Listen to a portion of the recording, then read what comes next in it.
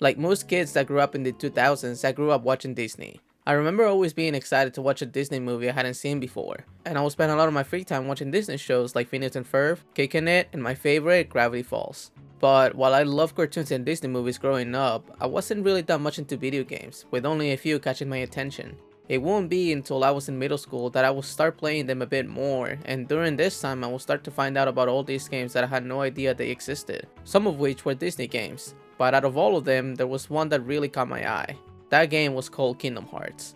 I found out about this game one day while having lunch with my friends in middle school. I remember one of them brought up the most recent Kingdom Hearts game at the time, Dream Drop Distance, and the more he talked about it, the more intrigued I was. I mean, a game that had a bunch of Disney characters along with their worlds in which you had to prevent darkness from taking over everything, that sounded awesome. The more I kept hearing about it from my friend, the more I wanted to play it. Then he brought up the fact that there were actually multiple games. This made me even more excited and made me want to learn more about all of them. So for the rest of the day at school, I couldn't stop thinking about these games and I couldn't wait to get home to look up more stuff about them.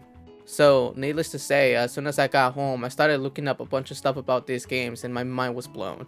To think that there was a game series out there that had a lot of the Disney characters that I had grown up with, why hadn't I heard about this sooner?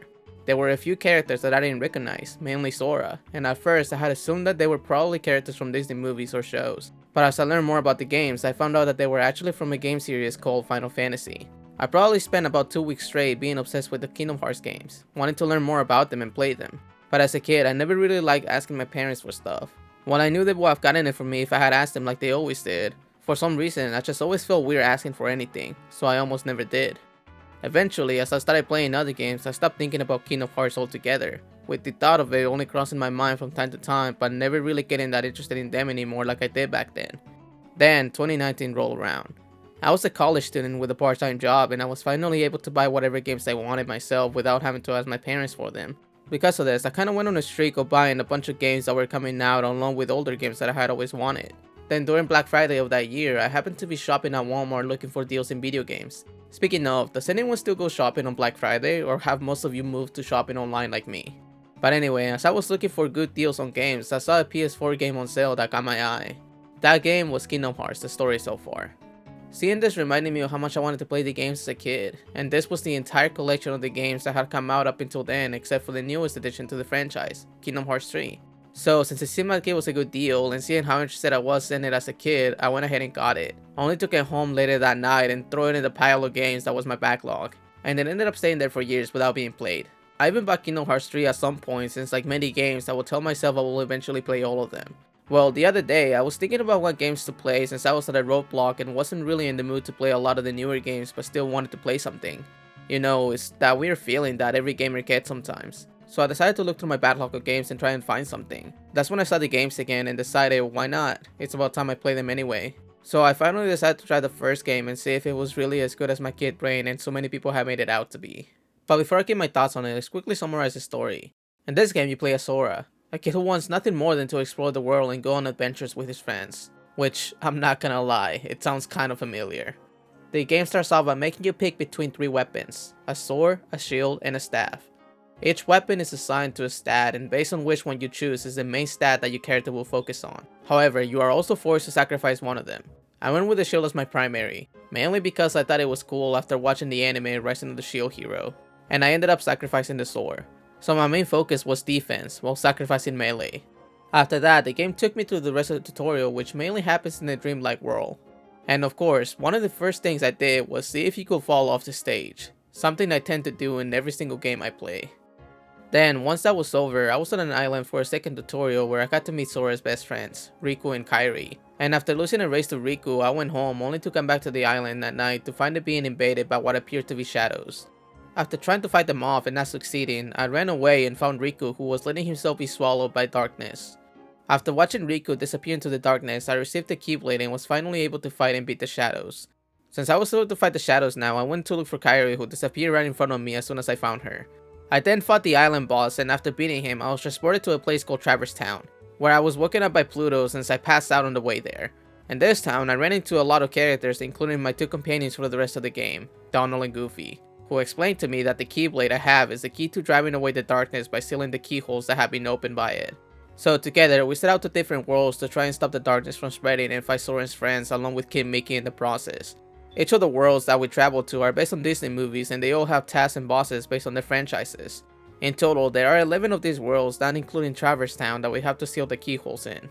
There's the Colosseum, which is based on Hercules, where we get to fight Hades' underlings. Wonderland, which is based on, well, Alice in Wonderland, where we fight against the Queen of Hearts underlings. Deep Jungle, based on Tarzan, where we fight against Kraton. Agrabah, based on Aladdin, where we fight against Jafar.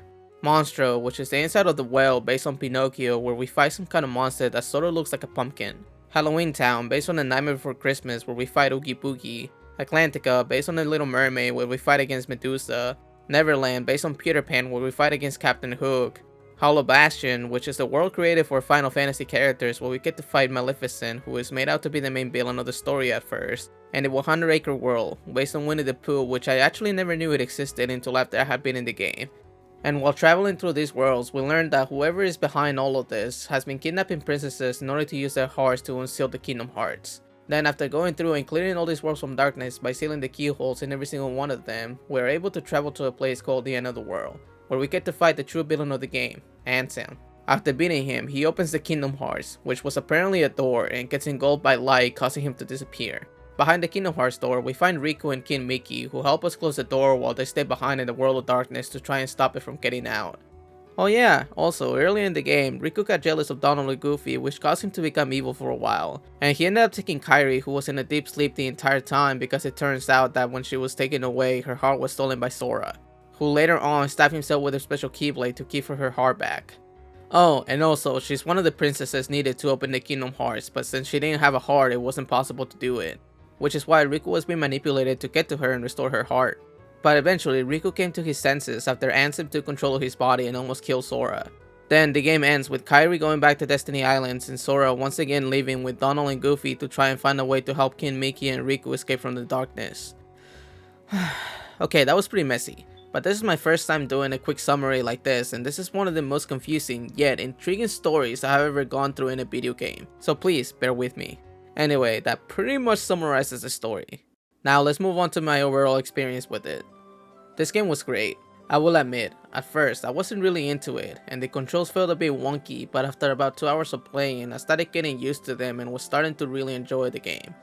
While at first the intro was starting to feel like it was a bit dragged out, towards the end of it I learned to appreciate it because I got to learn a bit more about the relationship between Sora, Kairi, and Riku.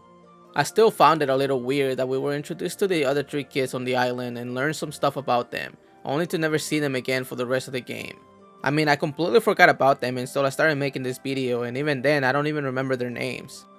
For characters that played a bit of an important role at the beginning by asking me a series of questions that will decide how fast I level up in the game and learn about combat with them, I think they could have played a bit more of a role later on rather than just forgetting about them altogether. Then again, I have yet to explore the game in its entirety, so maybe I'll get to see them again and learn a bit more about them. If not, hopefully I'll see them in some of the other games in the series whenever I get to play them. The rest of the game after the intro was amazing, and I found a hard time putting it down. Every time I will tell myself I'll just finish this world and stop playing for the night. But right after finishing said world, I will immediately start the next one and will continue doing it and will find myself playing for hours. Considering recently I can barely stay playing video games for more than around 5 hours at a time before I start feeling tired and need to stop and take a break, the fact that I could play this game pretty much all day was really surprising. I was having a lot of fun visiting all the worlds and interacting with all the characters. I felt like a kid all over again while playing and getting to explore the worlds based on some of my favorite movies growing up. There were multiple times where I found myself having a grin on my face every time a new character from my childhood came onto my screen, and I kept thinking to myself I needed to rewatch all these movies whenever I got to their worlds since I would remember how good they were. My favorite world was Halloween Town. I really liked the outfits we got when playing here, and just the overall design of the world was great. It even made me rethink what my favorite Disney movies were while playing. While I felt like I needed to rewatch all these movies, some of them I wanted to rewatch more than others. And so I started to rethink what my favorite Disney movies are now that I have a different view as I gotten older. Before playing Kingdom Hearts, I thought my favorite Disney movies were The Lion King and Aladdin. But after playing it, while The Lion King didn't change, The Nightmare Before Christmas replaced Aladdin. While the story was really confusing and it left me with a lot of questions, I still think it was great and it did a good job incorporating Disney characters into it. And the fight against the villains were all amazing. And let's not forget about that intro and the song that I am unfortunately not allowed to show here for copyright purposes. There was not a single moment when I wasn't having fun while playing, and even after finishing the game I still wanted more.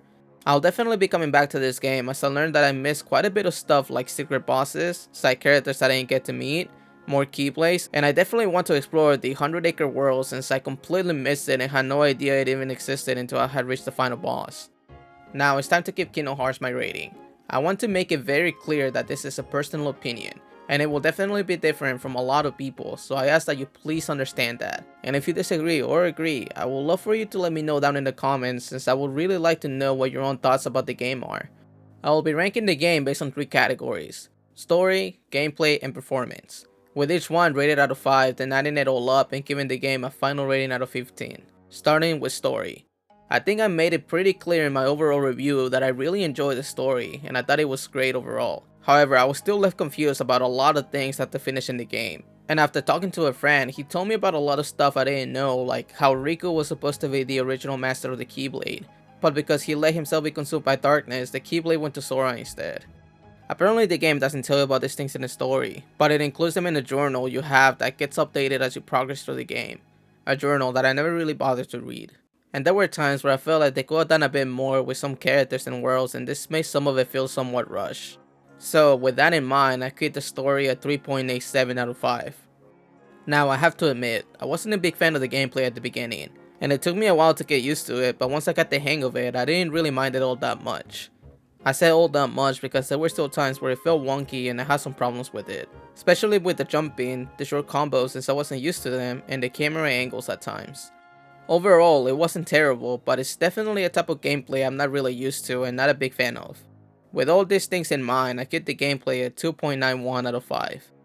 As for performance, for me personally, other than some minor things like the game not registering a move whenever I will input it from time to time, there were really no major problems, and the game performance was great overall. So performance was a 4.83 out of 5 for me. So that will make my final rating of Kingdom Hearts an 11.61 out of 15. I know all of these sound like weird numbers, but this is just how I thought of it in my head. I don't know why, just yeah. But to answer the question, yes, Kingdom Hearts is actually good, and I definitely recommend everyone to give this game a try, especially if you enjoy RPGs, Final Fantasy, or Disney. But if you play the game, I would love to hear your thoughts on it in the comments below. Thank you for watching until the end of the video. If you enjoyed it, I would really appreciate it if you will like and subscribe. Have a great morning, day, or night, and I'll see you guys in the next video. Peace out.